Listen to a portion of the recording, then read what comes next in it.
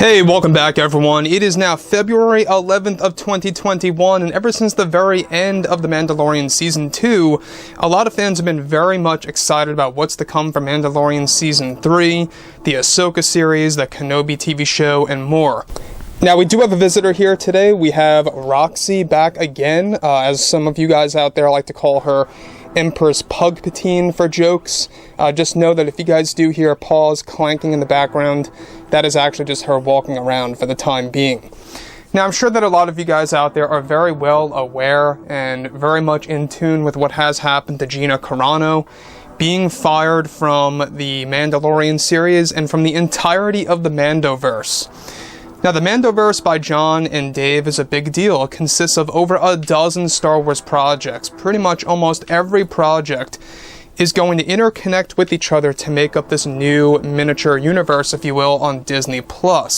Of course, some of the TV shows do not fall into the mandoverse, such as the Kenobi TV series as an example there. But everything beyond this, everything that has happened to actress Gina Carano, a lot of fans are very much confused as to exactly what has happened. We talked about this in the previous post, if you guys want to go ahead and actually check that out. But I digress. Everything related to Kathleen Kennedy, we do know that her creative control is pretty much next to none, creatively speaking.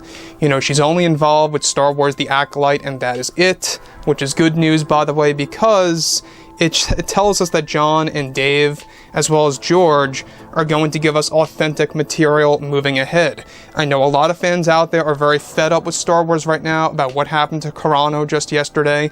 I understand that people are canceling their subscriptions or are debating on canceling their subscriptions, and rightfully so. People have their own feelings and opinions on things, and that's fine.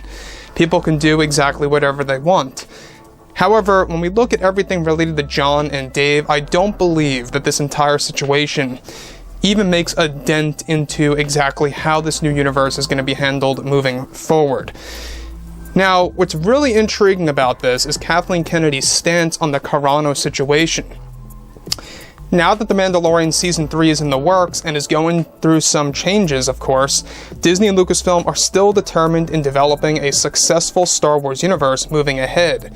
However, it's best described that behind the scenes, Lucasfilm's Kathleen Kennedy is happy about the decision to firing Gina Carano, and that there is more to it than what Gina was writing on social media. It's best described that behind the scenes, Gina Carano and Kennedy had different views on what Star Wars should stand for and how it should be handled for the fans. Even though Kathleen lost her creative freedom, Kennedy would often express her stance on Star Wars, and what Gina would disagree with that. This led to actually a grudge between the two, and that Kennedy kept on trying to get Gina fired by going to the higher-ups over at Disney.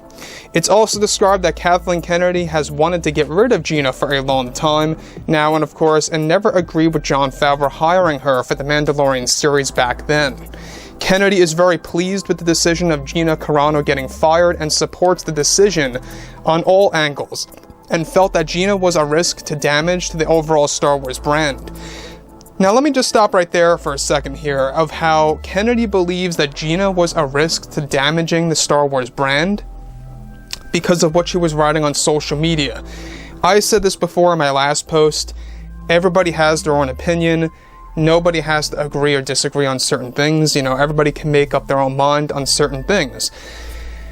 Everything about what has happened with Gina Carano, I believe it was handled poorly, because love or hate Gina Carano, she has been writing things like that.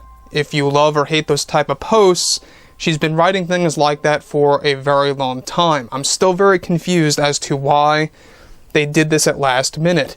And we're going to get more to the bottom of this as the weeks roll by. Now, what's really intriguing to me is how Kennedy and Gina had a grudge against each other, creatively speaking. Creative differences and their viewpoints on Star Wars. This is a very common thing among Kathleen Kennedy. It's nothing new. It's nothing surprising. It doesn't surprise me in the bit. You know, I think that obviously of what happened with David Benioff and D.B. Weiss, or for example, the original directors of Solo, or let's even go as far to say Colin Trevorrow, of all people, the original writer and director of Episode 9, of all things. So when you think about it like this, it's almost as if it's inevitable for Kathleen Kennedy to have creative differences. She even had some with Jon Favreau on The Mandalorian. Believe it or not, The Mandalorian was supposed to be a Boba Fett TV series. Jon Favreau refused to do that because he wanted to focus on a new character before moving on to Boba Fett, and rightfully so. Look at what they did. They put Boba Fett in there perfectly, and now he's getting his own mini TV series, or limited TV series, if you will, The Book of Boba Fett, coming out this December. So, apart from this, Kathleen Kennedy being very happy over firing, or the decision of Gina Carano getting fired, is it really all that surprising? Not to me, at least. You know, we have seen that Kathleen Kennedy does not necessarily care about the fans, does not necessarily care about, you know, actors having different viewpoints on Star Wars on a creative scale.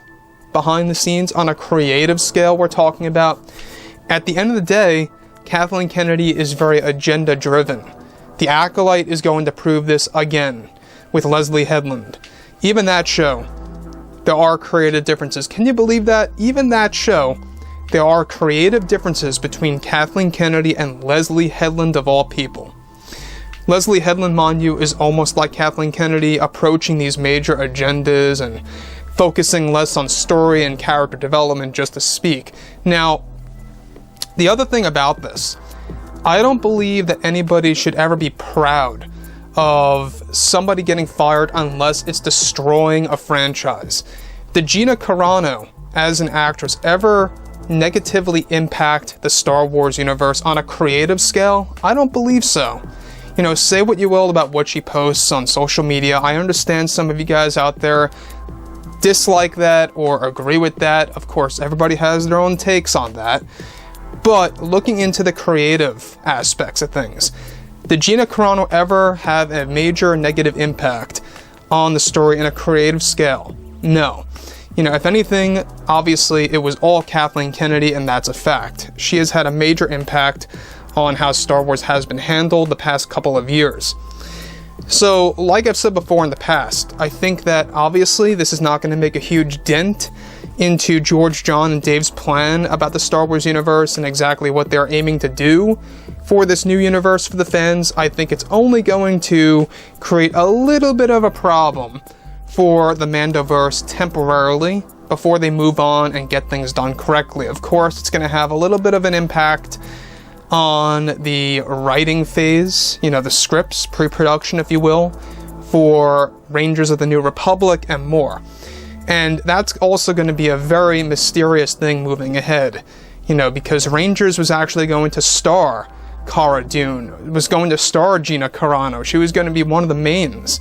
So it's going to be very interesting to see where that all leads. So, like I've said before in the past, guys, you know, drop a comment below. Let me know anything about all of this in the comments, and if you guys did enjoy the content for today, do make sure to drop a thumbs up on this video to support the channel. I thank you all so very much for the kind support, and I'll catch you guys next time.